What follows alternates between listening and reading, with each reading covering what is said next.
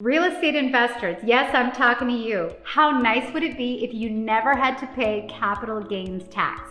That's impossible, right? Well, tune in because I'm going to share with you the one way you can technically avoid paying capital gains tax ever.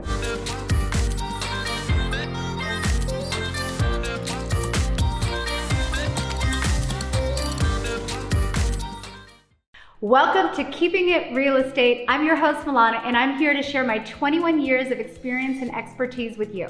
Benjamin Franklin once said, "In this world, nothing is certain except for death and taxes." And I can't say I disagree. But what if I told you that there is an exception to that rule when it comes to paying capital gains tax? Most people have heard of 1031 exchange, and for those who haven't, 1031 exchanges allow you to defer both the capital gains tax and depreciation recapture from the sale of an investment property, as long as the proceeds are reinvested within certain time limits into another like-minded property of equal or greater value.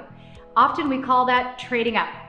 Essentially, this tax-saving strategy allows you as a real estate investor to increase the size of your real estate portfolio at a faster pace than you would otherwise be able to do if you were paying those capital gain taxes upon each sale. Now, savvy investors love this strategy and focus on the fact that they're delaying the taxes to a time in their life when they're earning less income and therefore they're in a lower tax bracket. So that assumes that ultimately all this tax referral is going to come due at some point, right? Well, not necessarily. What if I told you under the current rules, taxable gains can be postponed indefinitely with like-kind real estate swaps and then erased if you die while still owning the property? Wow. This is an extremely powerful and advantageous tool for real estate investors, especially if they performed multiple exchanges and traded up larger assets.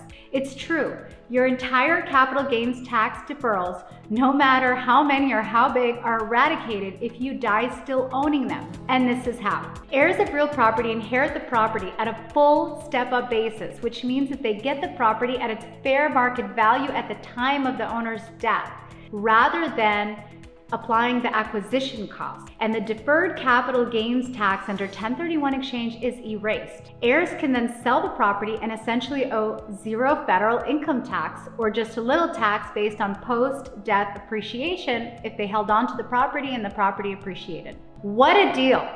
Family real estate fortunes have been made with this strategy without having to share with Uncle Sam. But wait, next week, I'm gonna bust those myths about 1031 exchange. You're definitely not gonna wanna miss it. If this was helpful, please like, comment, share, and tag others. I'll see you next week.